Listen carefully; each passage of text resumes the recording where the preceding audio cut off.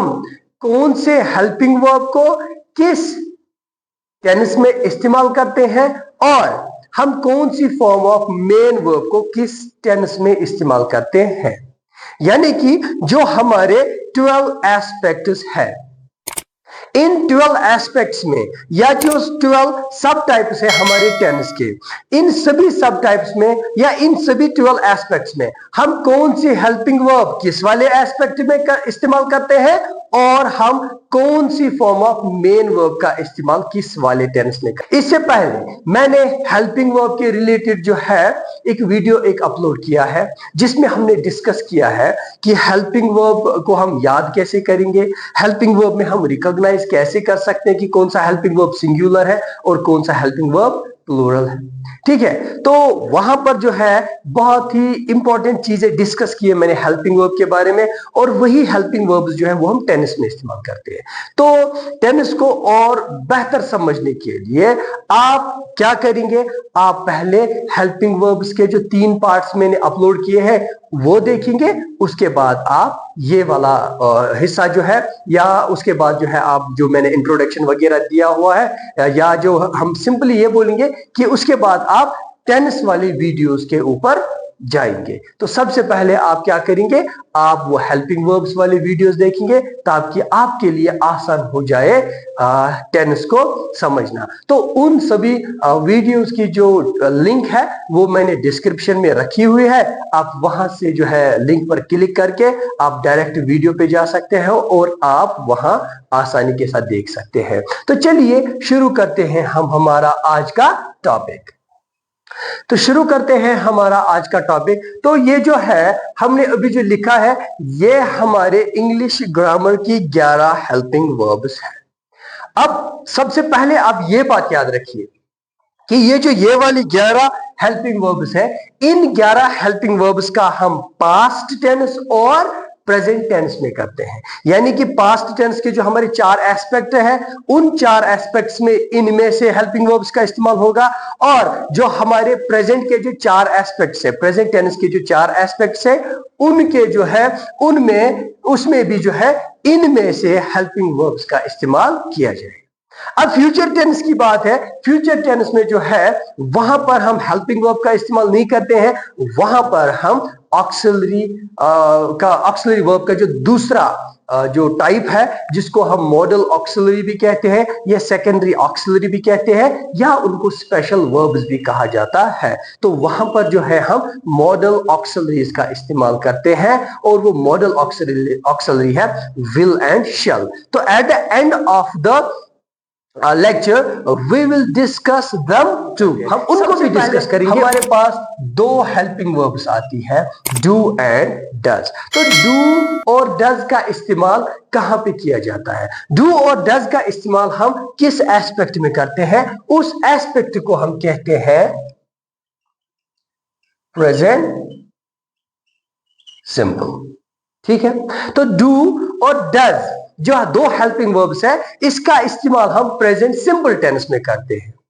और आपको यह भी पता है कि प्रेजेंट सिंपल टेंस जो है इसका और एक नाम क्या मैंने आपको बोला है इससे पिछले वाले लेक्चर में, इसका मैंने दूसरा नाम आपको बोला है present indefinite.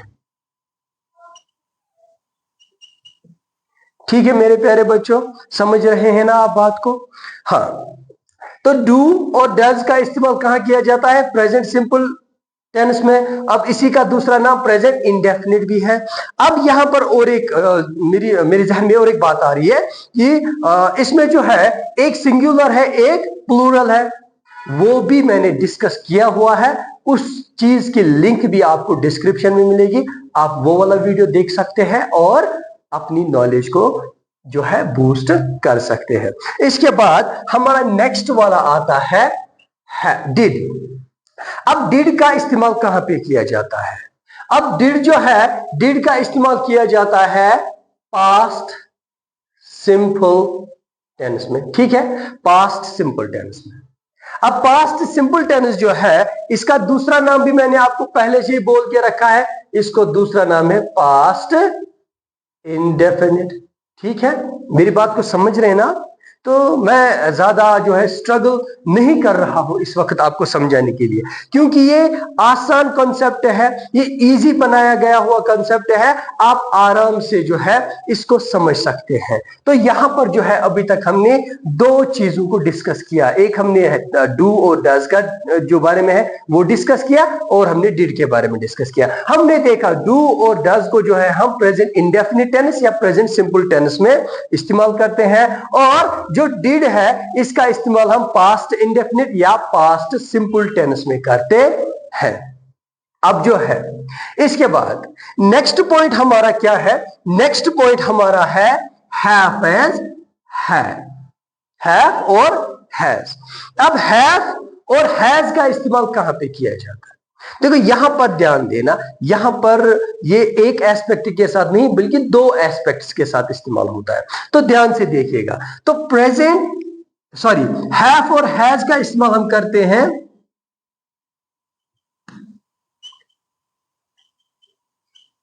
Present perfect tense में। कहां पे करते हैं? हैव और हैज का इस्तेमाल हम प्रेजेंट परफेक्ट टेंस में करते हैं, और इसके साथ साथ जो है हम हैव और हैज का इस्तेमाल प्रेजेंट परफेक्ट कॉन्टिन्यूअस में भी करते हैं। ठीक है, मेरी बात समझ रहे हैं ना आप? तो किस में करते हैं? प्रेजेंट परफेक्ट कॉन्टिन्यूअस टेंस जो हमारा है उसमें भी हम हैव और हैज का इस्तेमाल करते हैं, और प्रेजेंट परफेक्ट टेंस में जो है इसमें भी हम हैव और हैज का इस्तेमाल करते हैं। दो चीजें हैं यहां पर दो एस्पेक्ट्स है।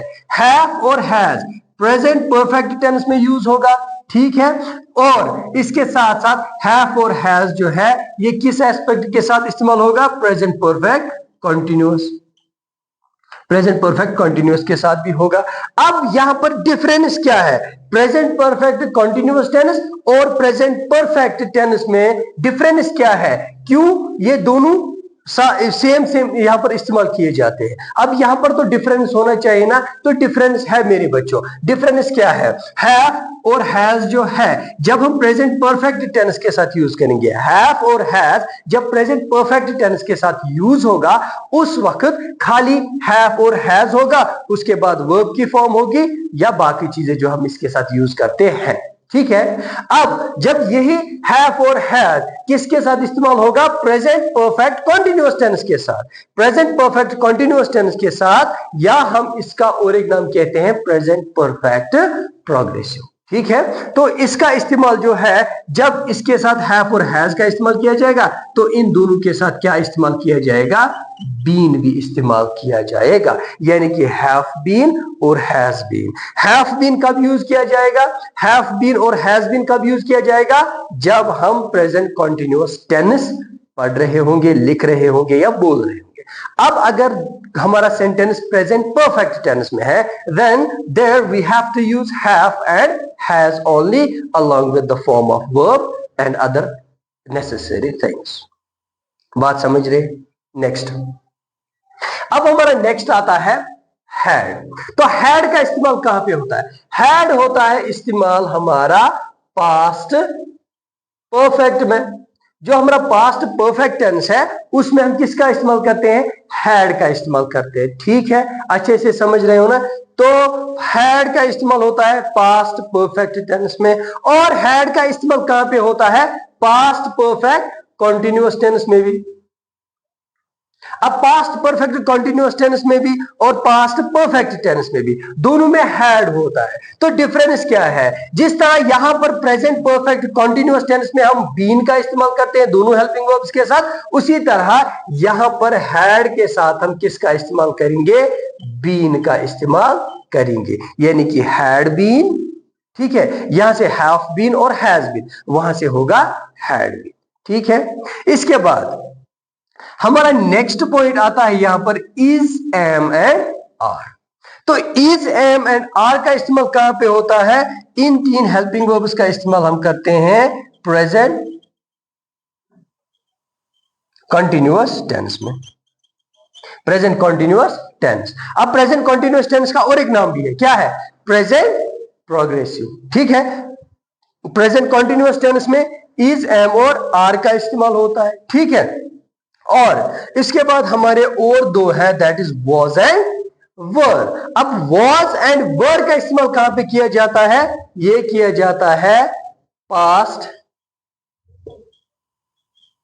कंटिन्यूअस टेंस में, ठीक है, यानी कि पास्ट प्रोग्रेसिव टेंस में किसका इस्तेमाल किया जाता है? वॉज एंड वर का। अब मेरे प्यारे बच्चों, यहां पर और एक इंपॉर्टेंट बात सुन लो। यहां से मुझे यह समझ आया, क्या समझ आया?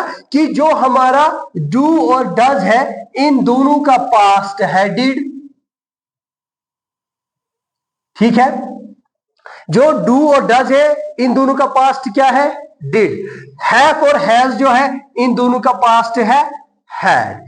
और हैव बीन, हैज बीन का पास्ट है हैड बीन। यहां पर इज और एम, ये वाले दो है, इज और एम, इसका पास्ट है वॉज और आर का पास्ट है वर। ये भी एक इंपॉर्टेंट पॉइंट है, ये भी एक इंपॉर्टेंट चीज है जो हमें याद रखने की जरूरत है। ये हमें सिर्फ टेनिस को समझने के लिए जरूरी नहीं है, बल्कि टेनिस के बगैर जो आगे वाले टॉपिक्स है, एज लाइक नरेशन, तो नरेशन में क्या है? नरेशन में ये वाला पॉइंट हमें काम आने वाला है।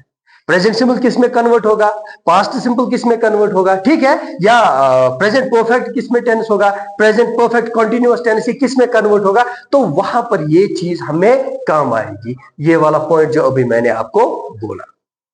इसके बाद हम देखेंगे कि कौन से एस्पेक्ट में कौन सी फॉर्म ऑफ मेन वर्ब का इस्तेमाल किया जाता है। तो डियर स्टूडेंट्स, अभी हमने देखा कि कौन से एस्पेक्ट के साथ हम कौन सी हेल्पिंग वर्ब का इस्तेमाल करते हैं, ठीक है। अब हम ये देखेंगे कि कौन से एस्पेक्ट के साथ हम कौन सी मेन वर्ब का इस्तेमाल करते हैं। तो यहां पर जो है आपको याद क्या रखना है? यहां पर आपको एक ट्रिक एक याद रखनी है। क्या याद रखना है? कि जहां कहीं पे भी आप क्या देखेंगे, जहां कहीं पे भी, यानी कि किसी भी एस्पेक्ट में अगर आप सिंपल देखेंगे, इससे पहले जो है, ठीक है, ये हमारा पास्ट है, ये हमारा पास्ट टेंस है, ये हमारा प्रेजेंट टेंस है, और ये हमारा फ्यूचर टेंस। हाँ, तो बच्चों हमने डिस्कस किया किस चीज के बारे में? हमने डिस्कस किया कि कौन सा हेल्पिंग वर्ब किस वाले एस्पेक्ट में इस्तेमाल होता है, ठीक है। अब ये जो है, ये हमारे 12 एस्पेक्ट्स है टेनिस के, ठीक है। सबसे पहले हम देखते हैं, जैसे हमने अभी देखा कि कौन से एस्पेक्ट में कौन सी हेल्पिंग वर्ब का इस्तेमाल किया जाता है, पास्ट और प्रेजेंट के। अब जो हमारे फ्यूचर टेंस के जो 4 एस्पेक्ट्स है, उनमें हम किस हेल्पिंग वर्ब का इस्तेमाल करते हैं? मैंने इससे पहले भी कहा कि उसमें हम हेल्पिंग वर्ब का इस्तेमाल नहीं करते हैं, उसमें हम ऑक्सिलरी वर्ब का जो दूसरा वाला हिस्सा है, यानी कि दूसरा वाला पार्ट है, जिसको हम मॉडल ऑक्सिलरी कहते हैं, यानी कि वहां पर जो है मॉडल वर्ब्स का इस्तेमाल किया जाता है, ठीक है। तो यहां पर जो है हमारा पूरा का पूरा फ्यूचर टेंस जो है, जो हमारा पूरा फ्यूचर टेंस है, हमारे पूरे फ्यूचर टेंस में 2 मॉडल ऑक्सिलरीज का इस्तेमाल किया जाता है, मॉडल वर्ब्स का इस्तेमाल किया जाता है, और वो मॉडल वर्ब्स है विल और शल, ठीक है। अब फिर ये अकॉर्डिंगली चेंज होता है, कहीं पे ये विल बी होता है, कहीं पे ये विल हैव होगा, ठीक है। तो वो हम अकॉर्डिंगली देखेंगे जब हम वहां जाएंगे। फिलहाल हमें याद क्या रखना है कि जो हमारा फ्यूचर टेंस है, जो फ्यूचर टेंस है, फ्यूचर टेंस के चारों एस्पेक्ट्स में विल और शल का इस्तेमाल किया जाता है, ठीक है। अब जो है, अब हम ये देख लेते हैं कि कौन से एस्पेक्ट में हम कौन सी मेन वर्ब की फॉर्म का इस्तेमाल करते हैं। तो सबसे पहले जो है हमें याद क्या रखना है, हम इस चीज को भी एक ट्रिक की मदद से याद रखेंगे, इस चीज को भी हम एक ट्रिक की मदद से जान लेंगे, याद रखने की कोशिश करेंगे। तो मेरे बच्चों, हमारे पास ट्रिक क्या है? मेरे बच्चों को याद रखना है कि जहां कहीं पे भी आप देखेंगे सिंपल, यानी कि किसी भी एस्पेक्ट के पीछे आप सिंपल देखेंगे, जैसे प्रेजेंट सिंपल है, जैसे पास्ट सिंपल है, जैसे फ्यूचर सिंपल है, तो जहां कहीं पे भी आपको सिंपल नजर आएगा, वहां पर आप वर्ब की फर्स्ट फॉर्म का इस्तेमाल करेंगे। अब ये वर्ब की फर्स्ट फॉर्म क्या है? वर्ब की फर्स्ट फॉर्म जिसको हम कहते हैं बेस फॉर्म, ठीक है, जो बेस फॉर्म रहेगा हमारी मेन वर्ब का, वो वाला जो है, वो वाला फॉर्म यानी कि first form of main verb हम इस्तेमाल करेंगे जहां कहीं पे भी हमारा सिंपल वर्ड होगा। ठीक है, जैसे पास्ट सिंपल है, प्रेजेंट सिंपल है और फ्यूचर सिंपल है। तीनों एस्पेक्ट्स के साथ जो है मेन वर्ब की पहली फॉर्म का इस्तेमाल होगा। इससे पहले हमने क्या देखा, पास्ट सिंपल के साथ हम डिड इस्तेमाल करते हैं एज हेल्पिंग वर्ब और प्रेजेंट सिंपल में डू और डज का इस्तेमाल करते हैं। और यहां पर हमने देखा यहां पर विल और शैल का इस्तेमाल होगा। ठीक है, और यहां पर डिड के साथ फर्स्ट फॉर्म, यहां पर डू और डज के साथ फर्स्ट फॉर्म, यहां पर फ्यूचर सिंपल में विल और शैल के साथ फर्स्ट फॉर्म का इस्तेमाल होगा। इसके बाद जहां कहीं पे भी आप कॉन्टिन्यूअस देखेंगे, क्या देखेंगे, कॉन्टिन्यूअस देखेंगे, वहां पर आप fourth form of main verb का इस्तेमाल करेंगे। अब ये फोर्थ फॉर्म क्या होती है, फोर्थ फॉर्म हम कैसे बनाते हैं, इसके लिए भी घबराने की जरूरत नहीं है। जो हमारी बेस फॉर्म होती है, क्या होती है, जो हमारी बेस फॉर्म होती है, और उस बेस फॉर्म को या जो फर्स्ट फॉर्म हमारी होती है उसको हम आईएनजी ऐड करते हैं और हमारा फोर्थ फॉर्म बन जाता है। फॉर एग्जाम्पल मैंने यहां पे लिखा वर्ड प्ले, ये कौन सी फॉर्म है, बेस फॉर्म है, आईएनजी ऐड करो। ठीक है, मेरे पास और एक वर्ड है, फॉर एग्जाम्पल मेरे पास वर्ड है वॉक, वॉक आईएनजी ऐड करेंगे, बन गया वॉकिंग। मेरे पास इसी तरह वर्ड है टॉक, आईएनजी ऐड करेंगे, बन गया टॉकिंग। मेरे पास वर्ड है आईएनजी ऐड करेंगे तो स्पीकिंग बनेगा। ठीक है, तो कभी जो है ना हमें क्या करना पड़ता है, हमें कभी कभार रिप्लेस करना पड़ता है लेटर्स को, ठीक है, आईएनजी फॉर्म बनाने के लिए। तो उसके लिए जो है ना अलग से जो है आपके लिए एक लेक्चर तैयार होगा, वो सभी चीजें डिस्कस हम अलग लेक्चर में करेंगे।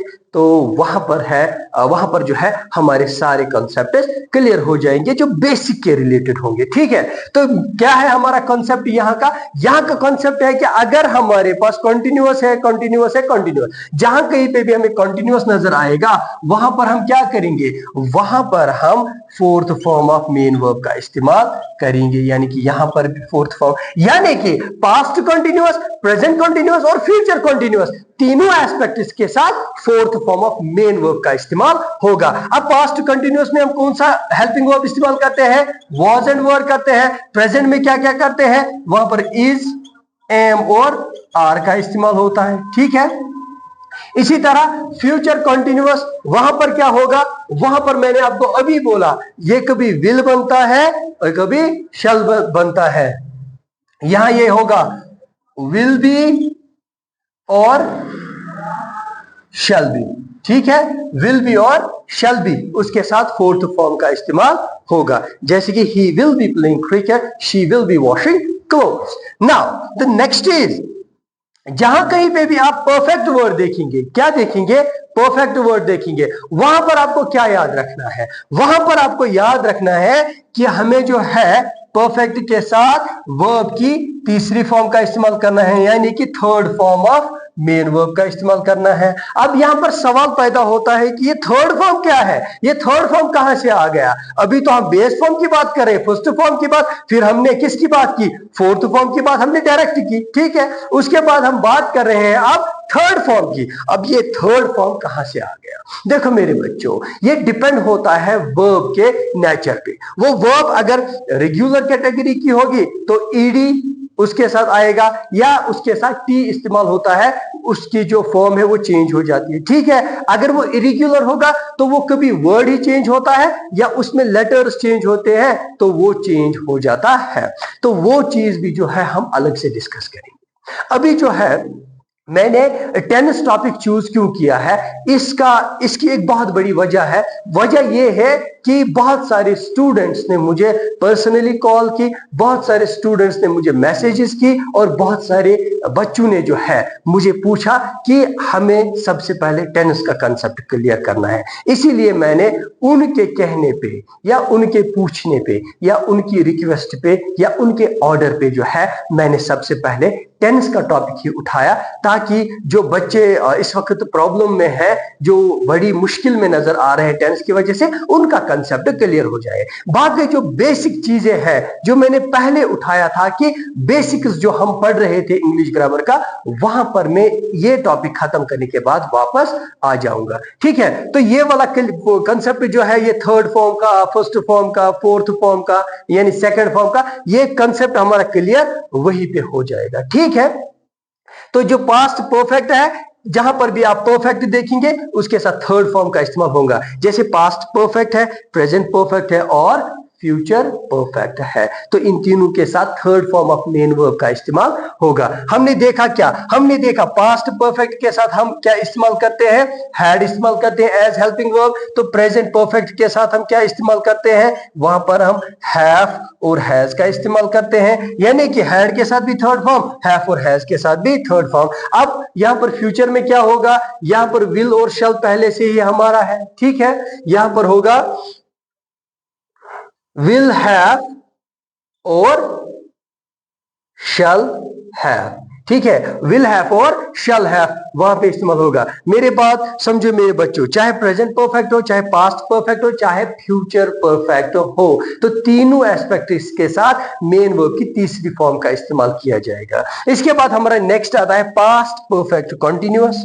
ठीक है, यहां पर हमारा प्रेजेंट परफेक्ट कंटिन्यूअस, यहां पे हमारा फ्यूचर परफेक्ट कंटिन्यूअस। अब यहां पर सवाल मेरे जहन में आ रहा है कि ये परफेक्ट है, परफेक्ट के साथ थर्ड फॉर्म, ये यहां पर कंटिन्यूअस है, तो यहां पर कंटिन्यूअस के साथ फोर्थ फॉर्म का इस्तेमाल होता है। अब यहां पर कंफ्यूजन हो रहा है ना कि ये कौन सी ट्रिक है जो आगे जाके चल ही नहीं रही है। घबराने की जरूरत नहीं है मेरे बच्चों, इसका इलाज भी है। ठीक है, इसका इलाज भी है। जब हमने हेल्पिंग वर्ब्स पढ़ा था, मैंने आपको 11 हेल्पिंग वर्ब्स को छोड़ के मैंने बोला था और भी 3 है, बी, बीन और बीइंग। ठीक है, मेरी बात समझ रहे हैं ना, जो बी है ना, बी की दूसरी फॉर्म बीन है और तीसरी फॉर्म भी बीन है। ठीक है, अब चौथी फॉर्म बीइंग है। तो यहां पर हम past perfect continuous, present perfect continuous या फ्यूचर परफेक्ट कंटिन्यूअस, तो यहां पर अगर हमारा V3 आता है तो V4 भी आता है। तो V3 के बदले हम क्या करते हैं, परफेक्ट के बदले यानी कि V3 के बदले हम क्या इस्तेमाल करेंगे, बीन का इस्तेमाल करेंगे। क्यों बीन का इस्तेमाल करेंगे, ये जानने के लिए जो है आपको तब तक वीडियोस को कंटिन्यू देखना है, तब तक टेंस के बारे में नॉलेज हासिल करते रहना है, जब तक हम पास्ट परफेक्ट कंटिन्यूअस टेंस को नहीं पढ़ेंगे, जब तक हम प्रेजेंट परफेक्ट कंटिन्यूअस टेंस को नहीं पढ़ेंगे और जब तक हम फ्यूचर परफेक्ट कंटिन्यूअस टेंस तक नहीं जाएंगे। ठीक है, तो यहां पर जो है हम क्या इस्तेमाल करेंगे, प्रेजेंट पास्ट परफेक्ट कंटिन्यूअस के साथ जो है हम क्या इस्तेमाल करेंगे, fourth form of main verb का इस्तेमाल करेंगे। इसी तरह प्रेजेंट परफेक्ट कंटिन्यूअस के साथ भी fourth form of main verb का इस्तेमाल होगा और फ्यूचर परफेक्ट कंटिन्यूअस के साथ भी fourth form of main verb का इस्तेमाल होगा। ठीक है, लेकिन यहां पर याद क्या रखना है, परफेक्ट के बदले हमें क्या करना है, बीन का इस्तेमाल करना है। यहां पर भी परफेक्ट के बदले बीन का इस्तेमाल करना है। ठीक है, यहां हमने परफेक्ट के साथ V3 इस्तेमाल किया, यहां पर हम बीन इस्तेमाल करेंगे। यहां पर हमने V3 किया, यहां पर भी बीन होगा। यहां पर भी हमने V3 किया, यहां पर भी जो है इसके साथ बीन का इस्तेमाल होगा। ठीक है, अब हमने देखा कि पास्ट परफेक्ट कंटिन्यूअस में हम देखते हैं वहां पर हम हैव बीन और हैज बीन का इस्तेमाल करते हैं, और यहां पर प्रेजेंट परफेक्ट जो हमारा पास्ट परफेक्ट है वहां पर हैड बीन का इस्तेमाल होता है, और जो हमारा प्रेजेंट परफेक्ट कंटिन्यूअस है इसमें हैव बीन और हैज बीन का इस्तेमाल होता है। अब हमारा फ्यूचर परफेक्ट कंटिन्यूअस में के साथ क्या होगा, will have been, shall have been. यहां पर जो है विल हैव और शैल हैव दोनों है, इनके साथ ही हम बीन ऐड करेंगे परफेक्ट के प्लेस पे, यानी कि परफेक्ट के साथ अभी हमने डिस्कस किया V3 लगता है तो यहां पर बीन का इस्तेमाल होगा। तो यहां तक जो है हमने अभी डिस्कस किया टेंस के बारे में, कुछ ऐसी चीजें जो बहुत ज्यादा इंपॉर्टेंट है, जो बहुत ज्यादा जरूरी है हमारे लिए। इससे क्या होगा मेरे प्यारे बच्चों, अगर हम ध्यान से ये सारी चीजें समझेंगे, अगर हम ध्यान देने की कोशिश करेंगे, इससे हमारा 70% जो टेंस है वो क्लियर हो जाएगा इंशाल्लाह। अब नेक्स्ट जो हमारा क्लास होगा उसमें हम डायरेक्ट एस्पेक्ट को पढ़ेंगे। एस्पेक्ट क्या है, प्रेजेंट सिंपल है, इसको पढ़ना पढ़ना है, पास्ट सिंपल है इसको पढ़ना है, और फ्यूचर सिंपल है इसको पढ़ना है। और इसके साथ साथ जो है मैं फिलहाल मैं एक लेक्चर बनाने जा रहा हूं जिसमें हम ये डिस्कस करेंगे कि फर्स्ट फॉर्म में वर्ब्स की जो फॉर्म्स है, first form, second form, third form, fourth form और फिफ्थ फॉर्म, उनको हम डिस्कस करेंगे। यहां पर हमने देखा V1, यहां पर हमने देखा V4, यहां पर देखा V3, यहां पर देखा हमने V4। तो V1 के बाद क्या आना चाहिए? V2 आना चाहिए। तो V2 का इस्तेमाल कहां पे होता है वो भी हम सारा डिस्कस कर लेंगे इंशाल्लाह। तब तक के लिए जो है आपको करना क्या है, आपको चैनल को सब्सक्राइब करना है, बेल आइकन को दबाना है ताकि जो वीडियो अपलोड होगा सबसे पहले वो आपके पास पहुंचे। और चैनल को जो है ज्यादा से ज्यादा शेयर करो अपने फ्रेंड्स के साथ, वीडियोस को ज्यादा से ज्यादा शेयर करो अपने फ्रेंड्स के साथ, ताकि जो है हर एक बच्चे तक ये नॉलेज पहुंचे।